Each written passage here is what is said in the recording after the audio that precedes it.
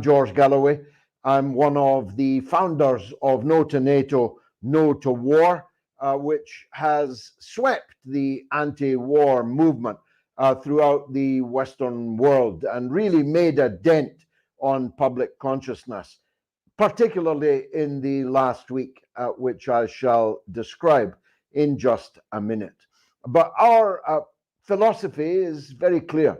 We wish to gather everyone under that banner: no to war, no to NATO. We don't care what their other politics are. We don't care if we like each other or we hate each other, for this simple reason that no to war nowadays is an existential matter. When two superpowers, nuclear armed, hypersonically powered, are squaring up for a war, that means the entire planet and all of humanity stands in mortal danger, making all other political differences pale, visibly pale into insignificance. So for anyone who says, why is he appearing with she or she appearing with him? Why are they on the same platform? That is the reason. And we make no apology for it. There's no sectarianism here. There's no litmus test. There's no ideological blood test. You don't get shadow banned here in No to NATO, No to War. If you have a voice and something to say and can eloquently express it, as all of my speakers here this evening can do, you are welcome on a No to NATO, No to War platform and indeed broadcast. Well, when I said last Sunday, it seems like an aeon ago now, but is not even a single week, that we had reached an inflection point in the war. Little did I know just how apposite that description would turn out to be. Early on Sunday morning, I put out a tweet saying "the last straw," atop a clip from the Canadian Parliament itself of a rapturous, orgiastic frenzy of joy from every single member of the Canadian Parliament, bar none. And every single one of the invited guests, some of whom turned out to be very interesting indeed, bar none, for a Waffen SS veteran, a war criminal by definition, because the Nuremberg Tribunal condemned the SS as a criminal organization. Ipso facto, every member of it was a war criminal. And the individual, 98 years old, that they were greeting so rapturously in the Canadian Parliament, had a history so grisly that now Wikipedia are considering it for deletion. That's the way history is agreed upon amongst the liars.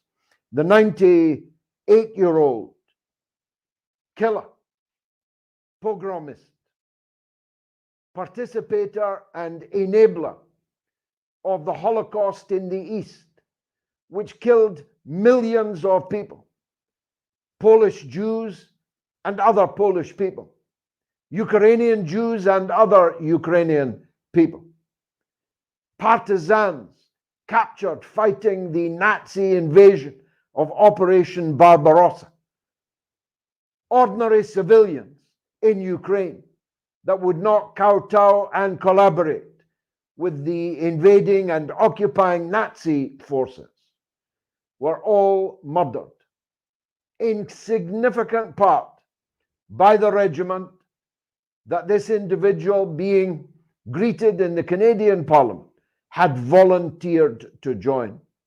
He volunteered to join one of the most notorious, heinous, infamous group of mass murderers that the world has ever known. And there he was, large as life, in the Canadian House of Commons. His reception was part of the mass hysteria which has gripped the political class throughout the Western world. A mass hysteria that Russia and Russians are bad even if they died centuries ago. And anyone who fights Russians, whenever they fought them, and on whose behalf they fought them, is good and is to be honored.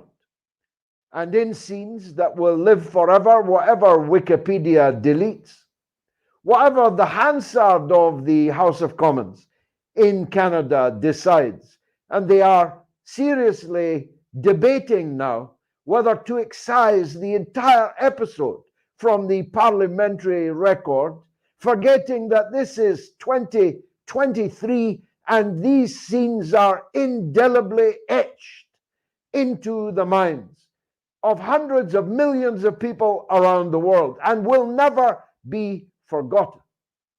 That's what I call an inflection point, all right. My tweet has now 7 million impressions. It was the first global expression of outrage, and it quickly spread to Canada, though not quickly enough for the Canadian mainstream media to actually report on it. I had a caller on the mother of all talk shows last night from Canada to say he had learned of these events from the mother of all talk shows last Sunday evening. He had to tune into a program being hosted by a Scotsman in London to know what had happened in his own parliament. The mainstream media in Canada took 72 hours to report what I tweeted on Sunday morning.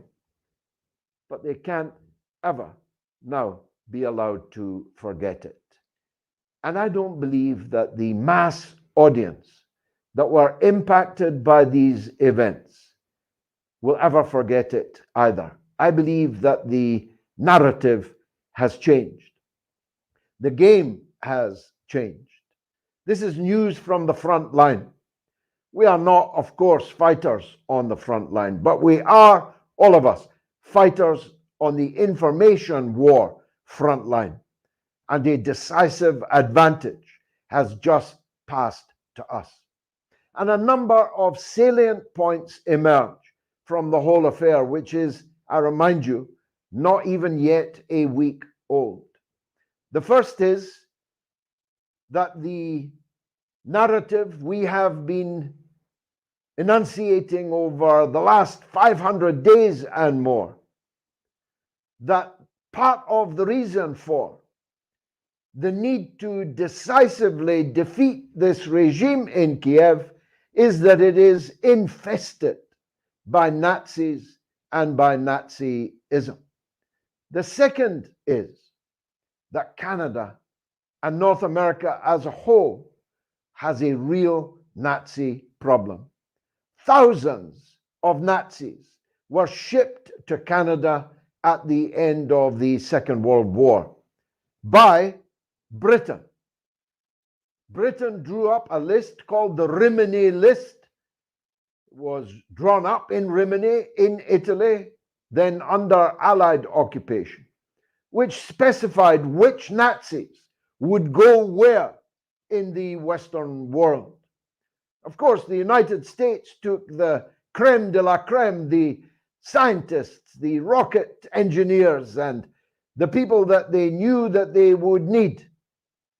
But Canada got a very significant number. 10,000 Nazis were shipped to Canada. And that 10,000 in the generation since has become scores of thousands, to the point that Ukrainians now constitute 5% of Canada's total population. One of the reasons why certain politicians in Canada have been so gung-ho for the war and so slavishly pro-Zelensky, who was equally honored rapturously last week in the Canadian Parliament.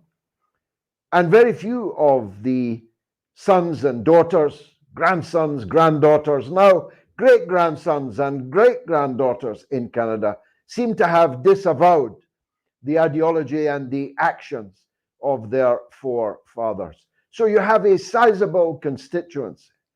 You have organizations of veterans of the SS in Canada. You have monuments, shrines, and all kinds of public furniture dedicated to the memory of people who are very lucky they weren't put up against a wall and shot by firing squad for their crimes against humanity, for their war crimes at the end of the Second World War. But the third thing is that the rest of us have a Nazi problem too. It ought to be well known that the first head of NATO was himself a Nazi general. It ought to be well known, but isn't, that a Nazi general, an SS general, Kurt Waldheim, became the Secretary General of the United Nations itself.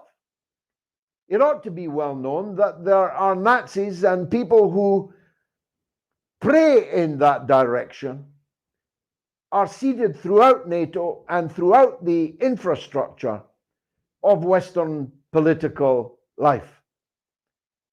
It ought to be well known that we have been funding and arming and proselytizing for literally Nazi battalions inside the Ukrainian armed forces throughout this entire conflict. And it ought to be well known, but is not yet well enough known, that for 8 long years before Russia's special military operation, these Nazi forces were committing genocide against Russian-speaking Ukrainians in the eastern part of the country, and that lies at the heart of the conflict which has proved so expensive in blood and treasure for all of us, but particularly for the Ukrainians over this last year and a half.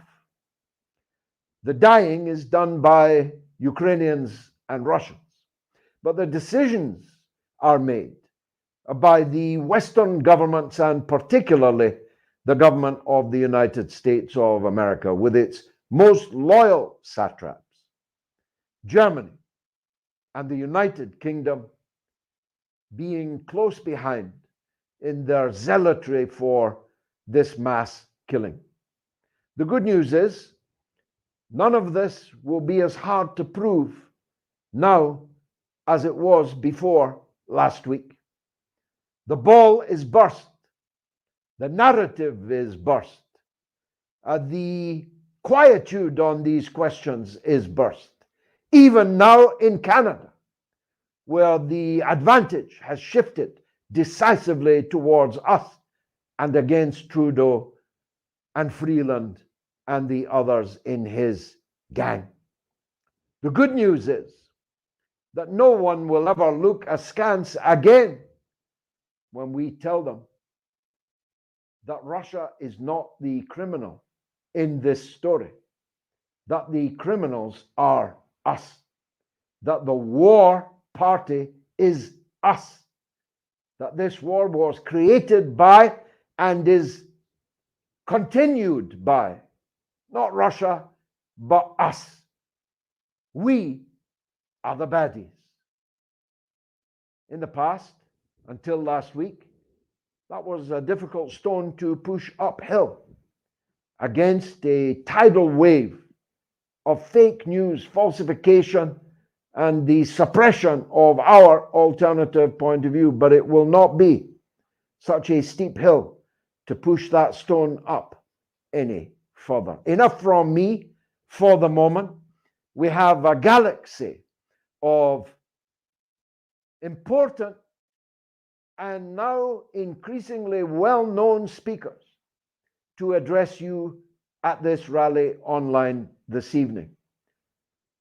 The bright star that is Patrick Henningsen of 21st Century Wire has been in this seat over the last few weeks when I have been absent with leave from No2Nato, No2War. Patrick, with his calm, considered, analytical, devastating approach is the first speaker this evening. Patrick, welcome back to No to War. Thank you, George. It was great to be here. What's the big point for you from the front line? Well, I'm very, like you've just laid out incredibly well, George, in your opening monologue. I think the tide is definitely shifting here. There's this confluence of events, call them gaffes, call them things that we've all been talking about. We've been raising the alarm about all of this craziness for like the last 18 months and really the last 10 years. But to see it happening now, there's a couple of things. This scene in Canada, this midnight Nuremberg rally hosted by Justin Trudeau and Zelensky with Chrystia Freeland, whose own grandfather herself was a chief propagandist for Joseph Goebbels. That's those are all facts. But as you said, George, we've been shouting about these things from the rafters and nobody's listening, or they're telling you it's a conspiracy theory, or why are you talking like this? Now that's cat's out of the bag. But there was this ecstasy in the eyes of the people in the Canadian Parliament in Ottawa that is unmistakable. There was an adulation there.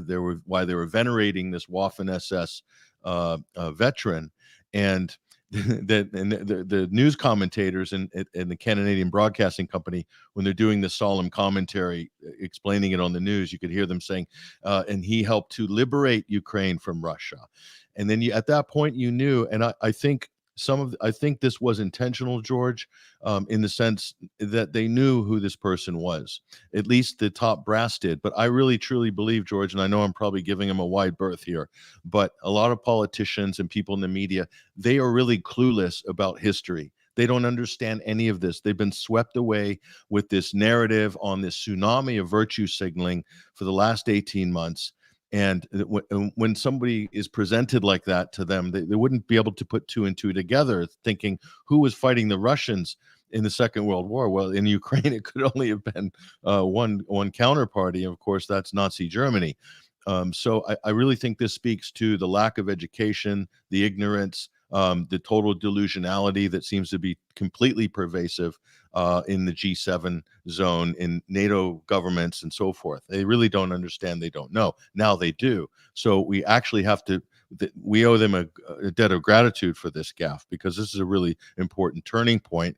The other point of embarrassment, George, was the outing of this American trans English language military spokesperson, Sarah Ashton Cirillo, formerly Michael John Cirillo, whose propaganda, who's threatening Western journalists who they call Russian propagandists.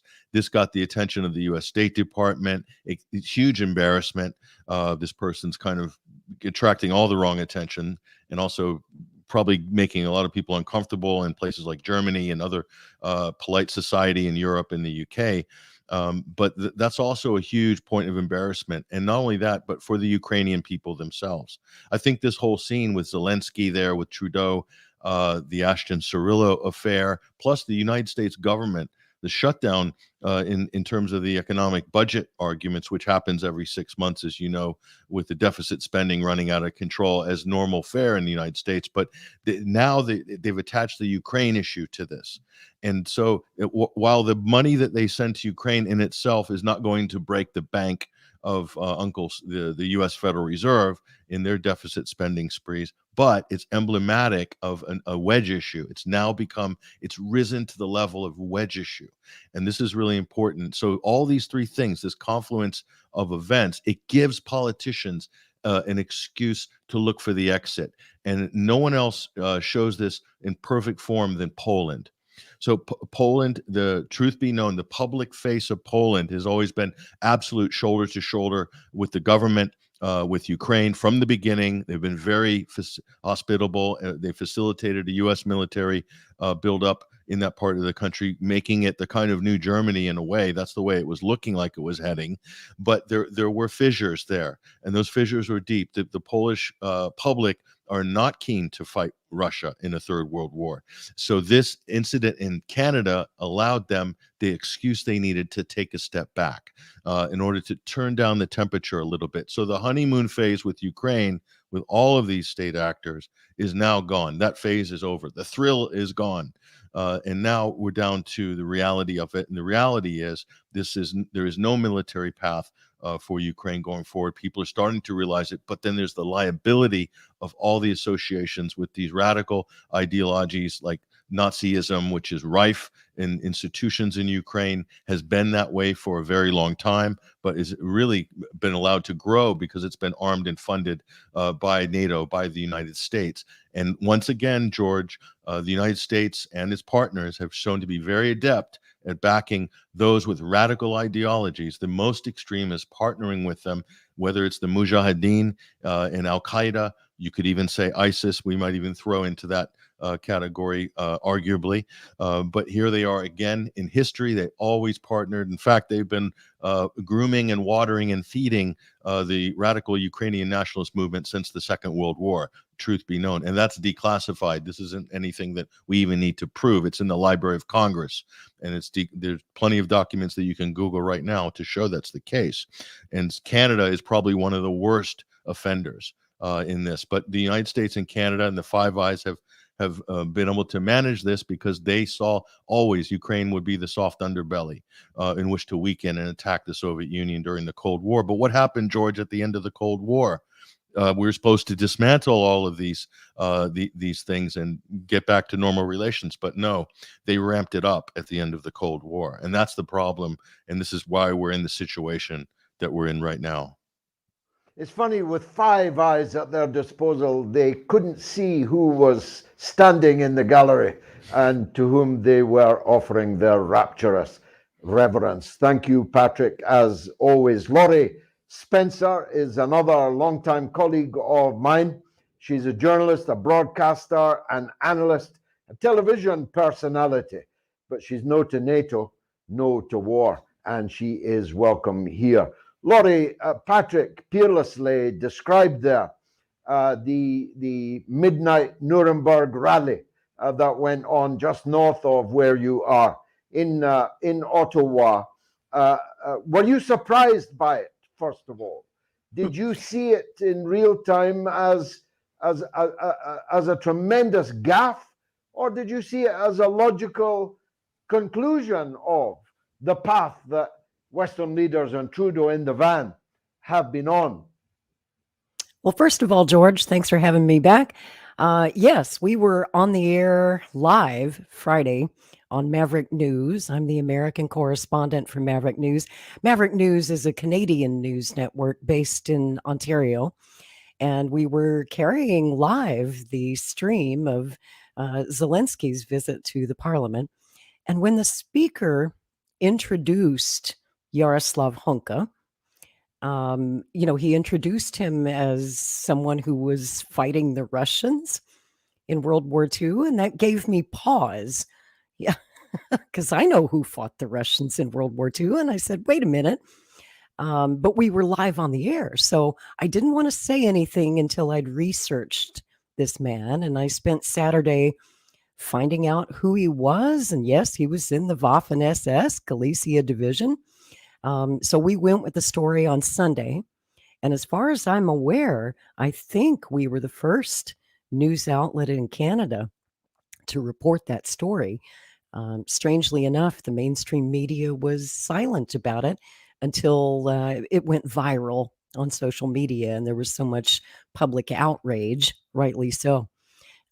So yeah, that's how we found out. We had it live on the air when it happened.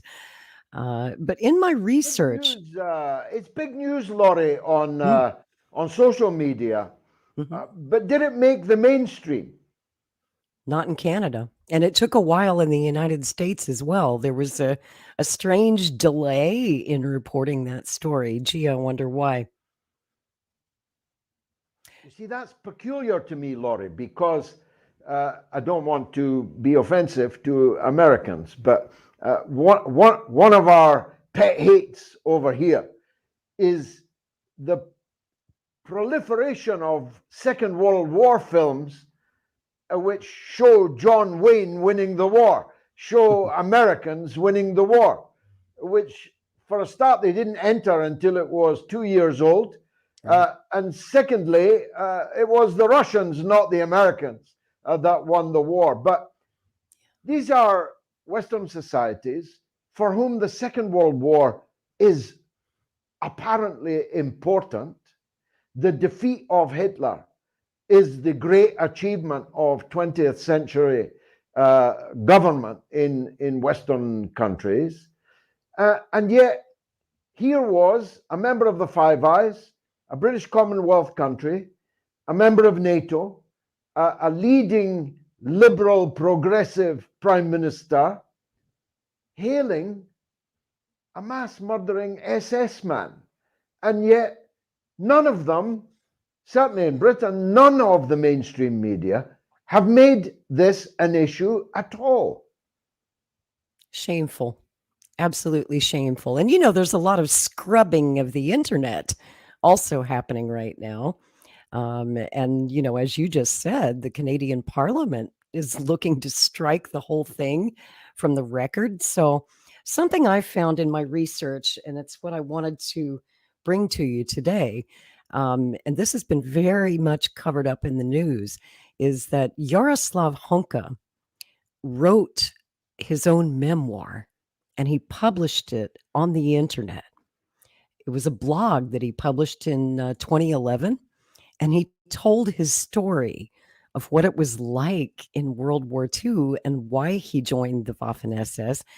I wanted to read you a few selected excerpts, if I may, because I Please. think this blog is about to go away. It's going to be memory hold. And I want to read these excerpts into the permanent record so that if the blog goes away, his words will live forever. He writes, the Polish army and the civilian population are fleeing along the road in the direction of Berezan in a continuous stream, and German planes are catching up with them from time to time. And here he's describing his youthful fantasies about killing Polish civilians. He says, every day we impatiently looked in the direction with the hope that these mystical German knights who give bullets to the hated cowards will appear. He's, of course, writing of the Nazis. He says, in my 6th grade, out of 40 students, there were 6 Ukrainians, 2 Poles, and the rest were Jewish children of refugees from Poland. We wondered why they were running away from such a civilized Western nation as the Germans.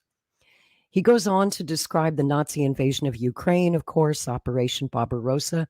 He writes, in July of 1941, the German army occupied our town. We greeted the German soldiers with joy. He writes of Hitler, the new liberator of the Ukrainian people. Führer Hitler reigned over our land. Portraits of Hitler in a long overcoat with a raised cowl covering his menacing face, with small, as if artificially attached whiskers under his sharp nose, with the inscription, Hitler, Liberator, hung in each classroom in every school. He writes of the OUN, the notorious OUN. He says the Organization of Ukrainian Nationalists organized its cells in our local gymnasium at our school and embraced many young people. I had just turned 16, and the next 2 years were the happiest years of my life. That's how he describes being under Nazi occupation. He says, I had no idea what I experienced in those 2 years would fill me with love in such a way that it would be enough for me for the rest of my life. And then in 1943, Honka's dream of joining the Waffen-SS came true. He says, the thought of turning those beasts in human form with a red star on the forehead became real. That's how he writes of the Red Army. He says, time and events said that it was my generation's turn to follow in the footsteps of its predecessors, and it went for the sake of the idea of cathedral Ukraine. Our roads were different because that was the fate of our stateless people. At the call of the OUN, many joined the ranks of the UPA. Others, at the call of the Ukrainian Central Committee, went as volunteers to the Galishnia Division. In 2 weeks, 80,000 volunteers joined the division, including many students of my school.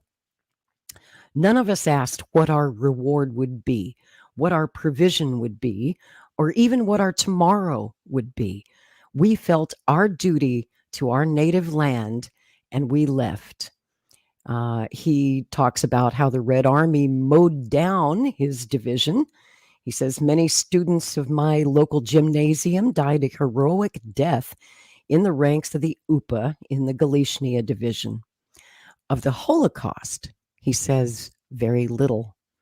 He says, I do not want the reader to understand that my entire generation was ideologically motivated and spiritually conscious. In a bag of healthy apples, there are also some rotten ones. It will depend on the relationship between those two qualities of apples in the course of a generation. Of course, on the last day of the war, the Galishnia Division broke off contact with the Czechoslovak Republic and surrendered to the British Army, he writes in his blog. And then he gets a lucky break when he was found to be useful, most likely by British military intelligence. He writes, in a prisoner of war camp in Italy, I met many boys from various villages of my region, and he recounts that many of his fellow prisoners were old friends from the OUN and the UPA. It was like a reunion party of his former Waffen-SS Galicia division. Hunka remained unapologetic in his 2011 online memoir, still proud of his service in the Waffen-SS and still very smitten with Ukrainian nationalist fanaticism. He writes of it as some kind of twisted mission from God and bizarrely compares himself to the Jews who fled to Israel after the war. Now, he fails to mention, of course, that the Jews were fleeing persecution while he was fleeing prosecution when he immigrated to Britain and later Canada. He says, I think that it was God's will that we should travel around the world like the tribe of Israel, tell the world about Ukraine, and 45 years later come to it with help. Our mission was difficult, he says, because the world knew very little about us, and what it did know, it was falsely presented by our neighbors. End quote. Well, it is chilling indeed. You can see why they want to memory hole it. The SS in toto was declared by the Nuremberg Tribunal to be a criminal organization. That's right. Ipso facto, he was therefore a criminal. But he was deemed to be useful. And useful he turned out to be, I'm sure, until last week, until his unmasking, uncorked all over again the incipient hatred of people for fascism, for Nazism, and the bringing back of memories which had faded too far of the crimes of these people. Babi Yar, the mass murder of more than 100,000 people, most of them Jews, in pits, where they were alive and then they were slaughtered in the pit in which they were then entombed forever, was carried out by these Ukrainian nationalists, these very people. Hunka may even have been there. Why not? It was his division that carried it out. Laurie Spencer, as always, thank you very much indeed for that. Let's go to our last speaker, Niall McCrae, another old colleague of mine. We've been on many a television show together on Kalimahorra, on the Lebanese station Al Mayadeen. Niall is a trade union official, but also an author and social commentator, and a very fine one at that. Dr. Niall McCrae, welcome to No to NATO, No to War. What was your big takeaway from the last week or so? Well, I think if you live by the woke sword, you're going to die by it at some point or other. I mean, as the whole thing about wokeness gets more and more absurd, and when we talk about woke, George, we tend to think about what's going on with the the trans agenda and some of the critical race theory and critical gender theory and all that sort of thing. But I believe that Trudeau prancing around on the world stage has exhibited a very woke approach to the war in Ukraine. He's made it very much a moral narrative, and of course that's what woke is. It's pushing a moral narrative, what I would say is an immoral narrative, but that's what certainly younger generations are taught. That they're indoctrinated, brainwashed into seeing the world as this divide into good and bad. And of course, with the Ukraine war, Russia is bad, Putin is bad, evil, and Ukraine and Zelensky are sanctified. I think Canada has got almost a unique place in the kind of woke modern world, because for a while it's been a safe haven for terrorists and extremists. Senior Nazis after the Second World War, ethnic and religious radicals, criminal fugitives, and now subversive gender activists. And yet Trudeau, after this, what's seen as a gaffe, he has a lot of interest in using this smear of fascism and Nazism, and any opponent of his must be far right. And it got worse than that with the truckers convoy, didn't it? When these men and their supporters, just ordinary people chipping in $10 or whatever, were criminalized. They were treated as domestic terrorists. And Tamara Lich and one of the other organizers is going through trials at the moment simply for organizing a peaceful protest. But the thing about woke Puritans, like Trudeau, are that they are everything they accuse you of. It's all a massive projection. So when they call you far right, and even you, George, now gets called far right, they're saying that you're beyond the pale, that you're immoral, deeply immoral, and that people should disassociate themselves from you. It's a cancel culture, isn't it? In fact, it is they who are the really hateful, intolerant people. And that's been shown very much with this war in Ukraine, with the way that just ordinary Russian people, or even dead Russian people, Tchaikovsky's a concert in Cardiff was cancelled. A great composer from like pre-Soviet times. And the purpose of woke ideology is to divide and rule. And Trudeau knows that a lot of people do not support, I may have the number wrong here, but it's something like 13 billion of Canadian taxpayers' money has gone on fighting this war in Ukraine. And he knows that many people are aghast at that.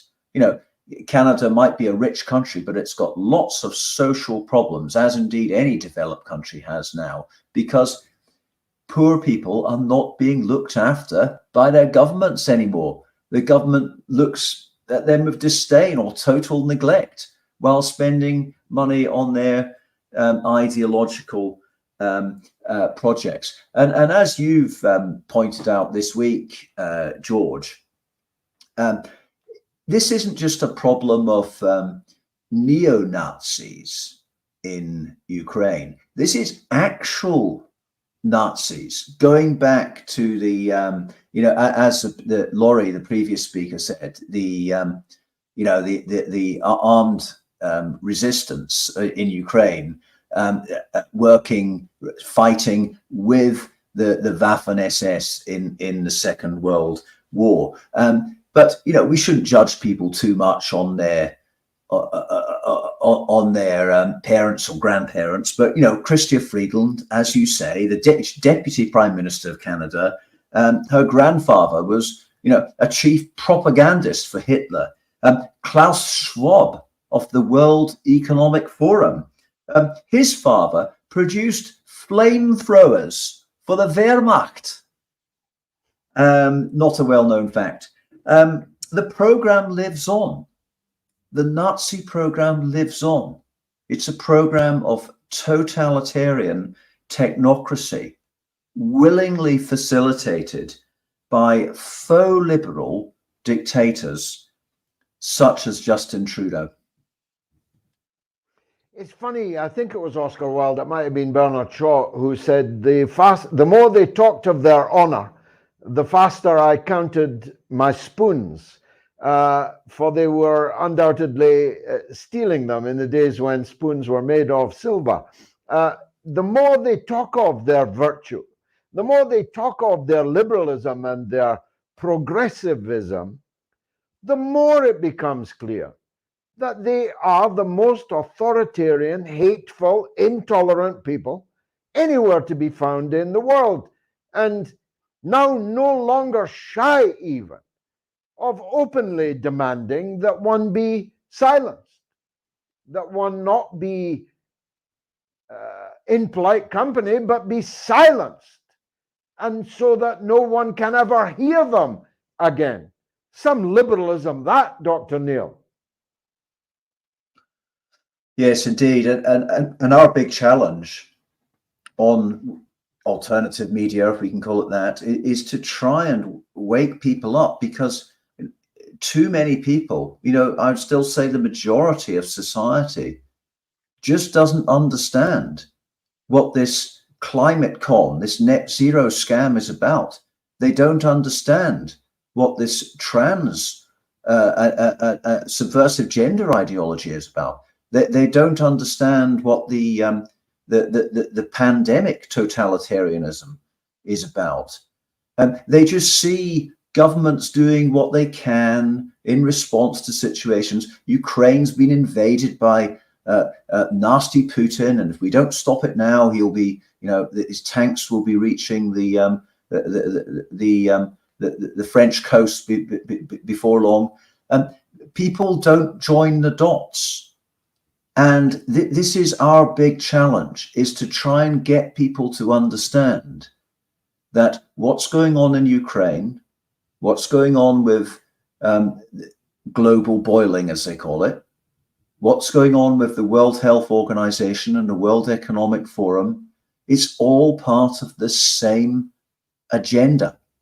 And someone at Trudeau's level, or Jacinda Ardern, or Dan Andrews, some of these leaders have now thankfully left, but they will know what this is really about. So their performance is staged. They are knowingly lying to the people. And I believe that this 98-year-old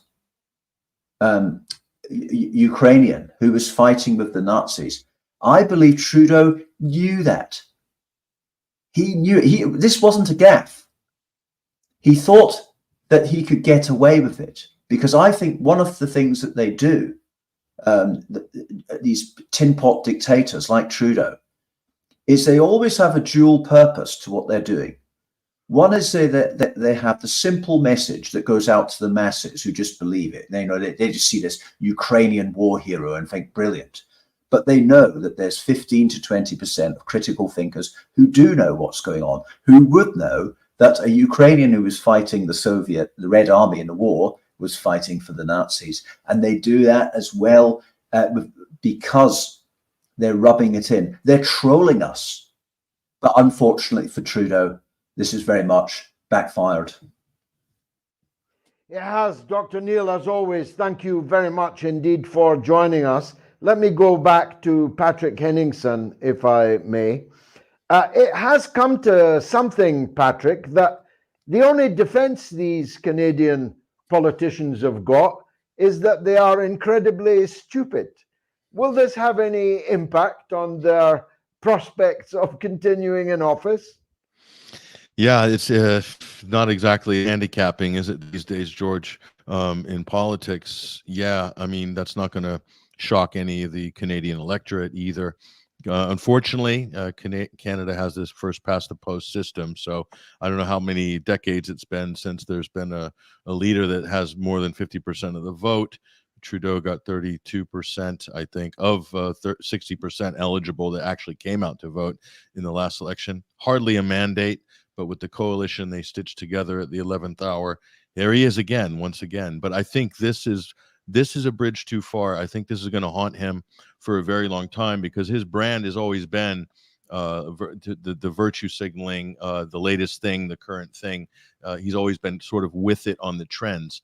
So I think this is going to be long-term devastating for him. I mean, in his mea culpa, George, it said it all. He basically said, "I'm sorry." The speakers apologized as if he himself doesn't take any responsibility for it. And then he says, "We must guard against Russian propaganda and disinformation," literally in the same breath. That tells you really, I think, all you need to know about this cluster B personality sociopath. Sorry, I'm being kind. There's other things that have been said about him.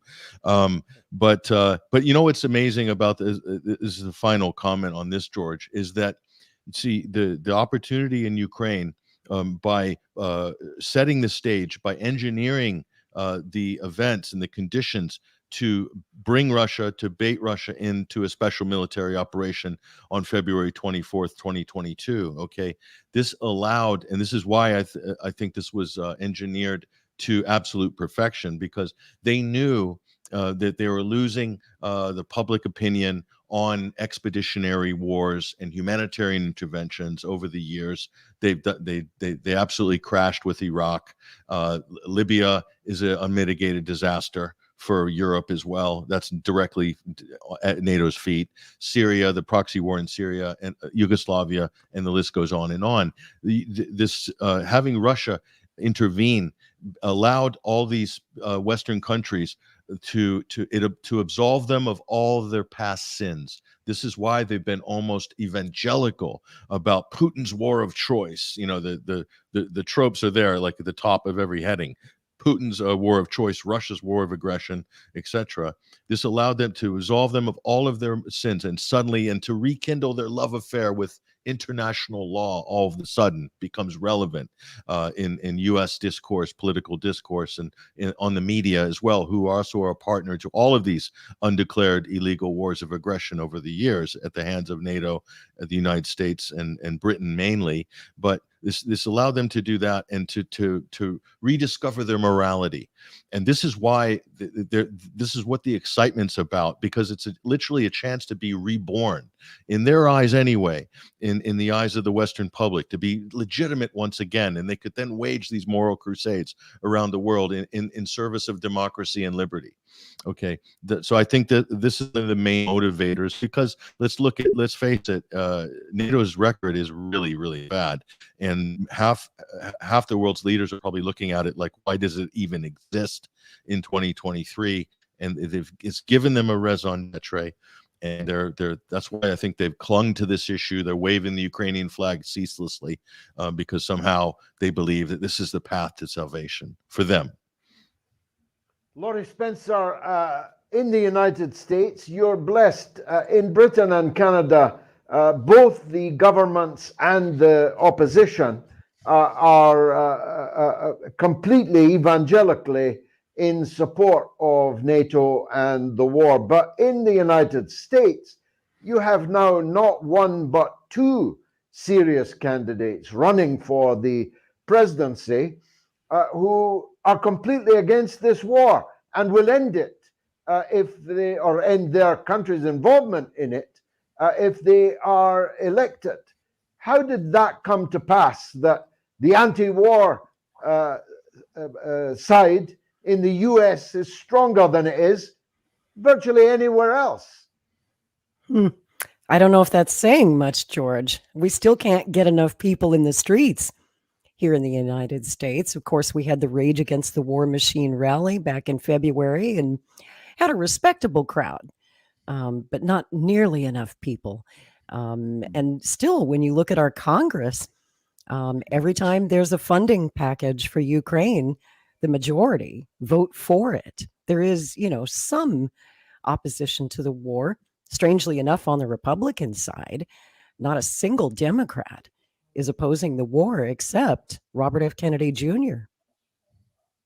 Yeah, but Trump and Kennedy are both making a significant part of their election campaign, which means, unless they're fools, that they think this has public traction, that the voters can be won to that position.